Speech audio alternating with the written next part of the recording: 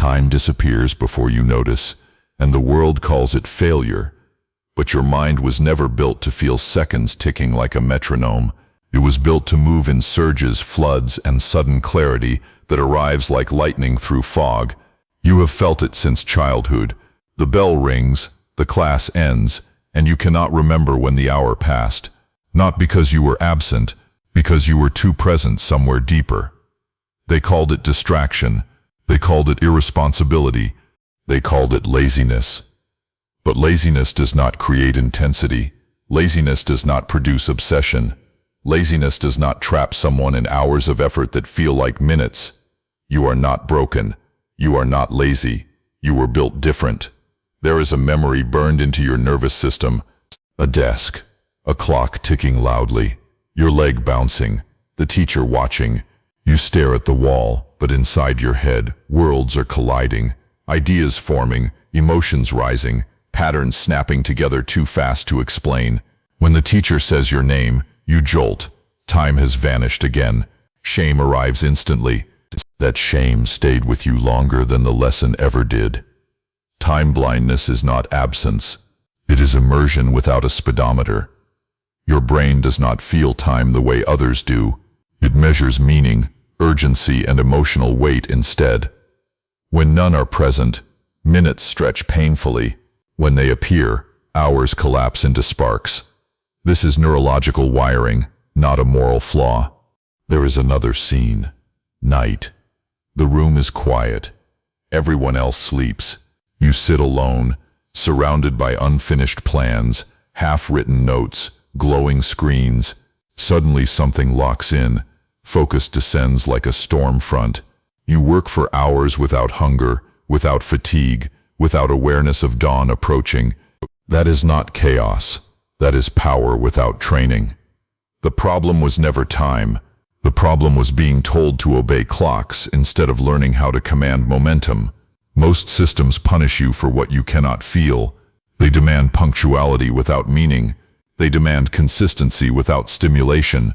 Your nervous system rebels because it was not designed for empty repetition. That rebellion has a cost. Guilt, comparison, the feeling of always being behind even when you are moving faster internally than anyone else. You learn to doubt yourself. There is a symbolic image of a cracked watch on the ground, the glass shattered, gears still spinning wildly. People point and laugh, saying it is broken. They do not see that the watch was never meant to measure minutes. It was meant to track storms. This is where control begins, not by forcing time awareness, but by anchoring action to triggers your brain respects. Control does not come from feeling time. Control comes from structuring entry and exit. You start by accepting the truth fully. You will not suddenly feel time like others. That expectation dies here. Relief follows. You stop chasing a sensation that was never meant for you. Instead, you build external gravity. Timers become signals, not judges. Visual cues replace abstract deadlines. Movement replaces sitting. Sound replaces silence when needed. You stop asking how long, you ask what starts. There is a flashback of being late again, heart racing, apologies rehearsed, eyes lowered, but this time, something shifts. You notice the pattern. Transitions destroy you. Starting is the battlefield. Once you start, you move with force. This realization changes strategy entirely. The first transformation strategy emerges. You design ruthless start rituals, same place, same sound, same physical action. The ritual becomes the doorway. Once crossed, momentum takes over naturally. You do not fight your brain anymore. You lead it. Pressure rises as you realize how much of your past pain came from misunderstanding. Teachers, bosses, even family members mistook neurological difference for character failure. That betrayal stings when you see it clearly. Anger surfaces, then clarity, then resolve. You are not here to fix yourself. You are here to weaponize understanding. The second strategy forms. You chunk reality into events, not durations. Meetings are anchors. Meals are anchors. Movement is an anchor. Between anchors, time can blur safely because re-entry points exist. You stop falling endlessly because you placed ledges. There is a micro-story of walking alone at night. Streetlights pass rhythmically. You are not thinking about time. You are thinking about direction. For the first time you feel calm, not because time slowed, but because nothing demanded you feel it. This is emotional safety for an ADHD nervous system. Storm imagery returns stronger. You stop standing against the wind. You angle your body. The storm carries you forward instead of knocking you down. You are not chasing control anymore. You are building containment. Containment allows intensity without destruction. It allows obsession without burnout. It allows depth without disappearance. This is only the beginning. The next layer will force you to confront identity, guilt, and the silent fear that if you stop fighting yourself, you might become unstoppable. That realization waits ahead. Control deepens when you stop negotiating with shame and start commanding structure. This is where time blindness stops being an enemy and becomes a signal. You notice it first in small moments. A task that once felt impossible suddenly feels neutral, not exciting, not heavy, just available. That neutrality is rare for you, and when it appears, you move without resistance. This is not motivation. This is alignment. There is a memory resurfacing, a deadline missed long ago, voices disappointed, your own chest tightening as excuses failed to explain the truth. You did care. You cared deeply, but care without structure collapsed into chaos. You forgive that version of yourself now. Forgiveness is not softness here. It is strategic clarity. Time blindness did not steal your discipline. It exposed where discipline must be externalized. Your nervous system never held clocks internally. It holds momentum, urgency, and emotional charge instead. So you build systems that speak that language. The third transformation strategy begins forming. You convert time into visible movement. Progress becomes something you can see, touch, cross, and complete. Lists turn into boards. Boards turn into paths.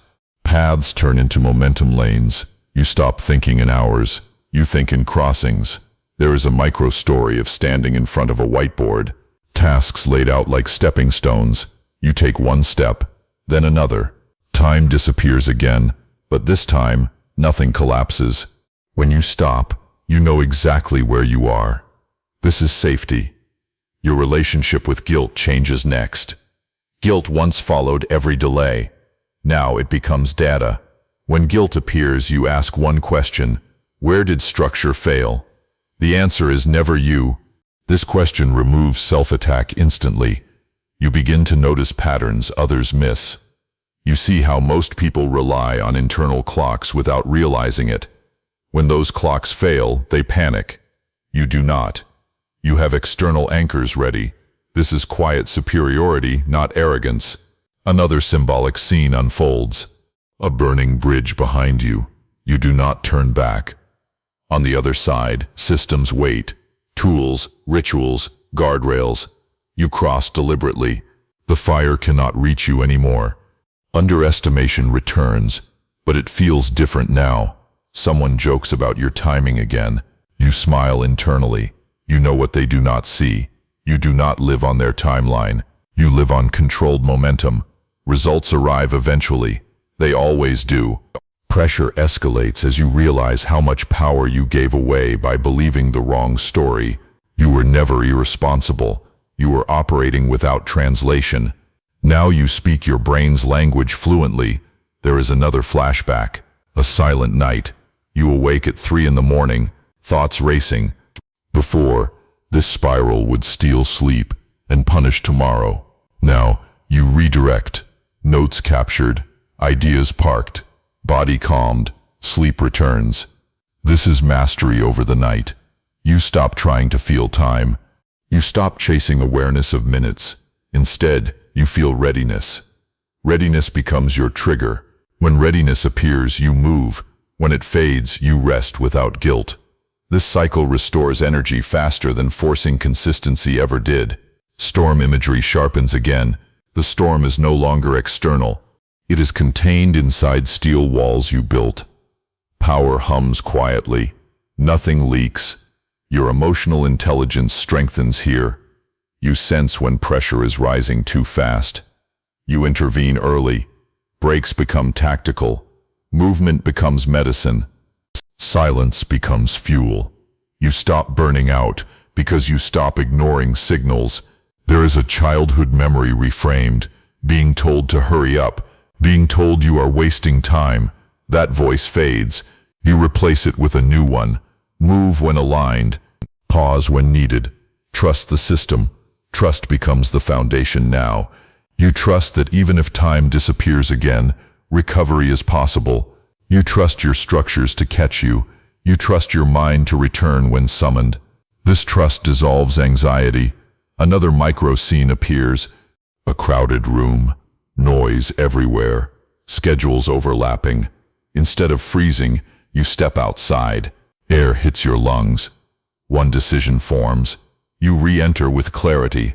Others notice the shift. You do not explain. You execute. The myth grows heavier now. You are not meant to feel time. You are meant to shape experience.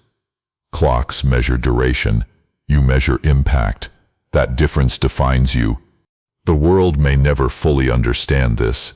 That no longer matters. You are not here for consensus. You are here for command. The next phase will demand even more. Identity will lock in. Old labels will fall away completely. And when they do, time blindness will no longer be something you manage. It will be something you transcend. The final phase arrives quietly.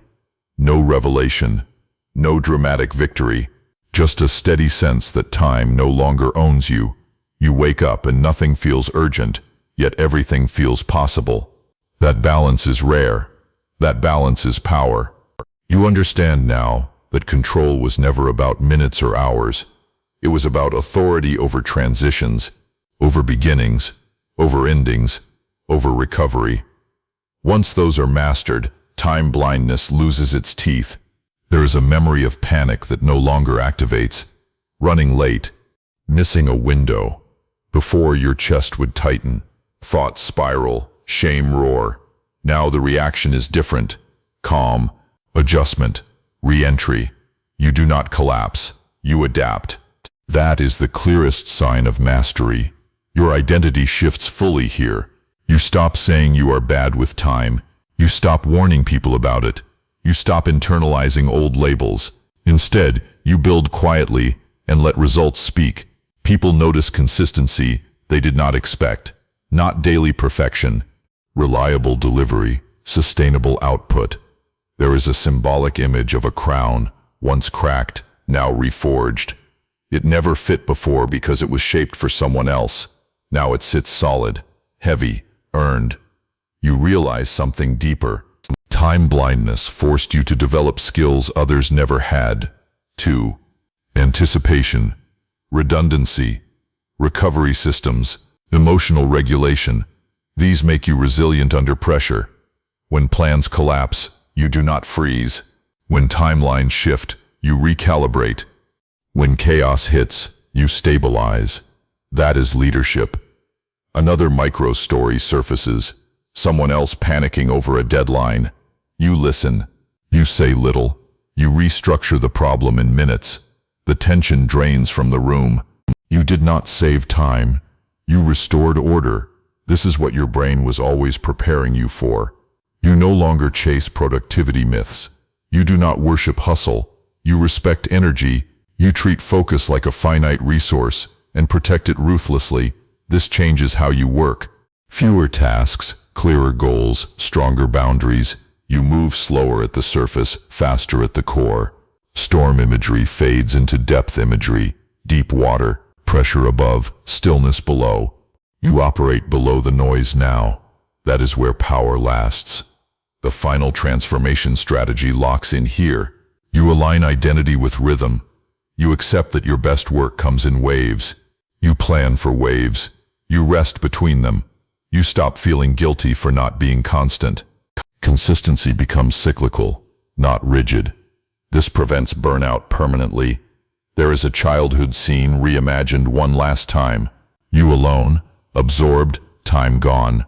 This time, no interruption comes, no shame follows. You finish the thought. You return calmly. That child finally feels understood. You carry them forward with you.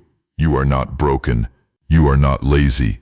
You were built different, and now you are built deliberately.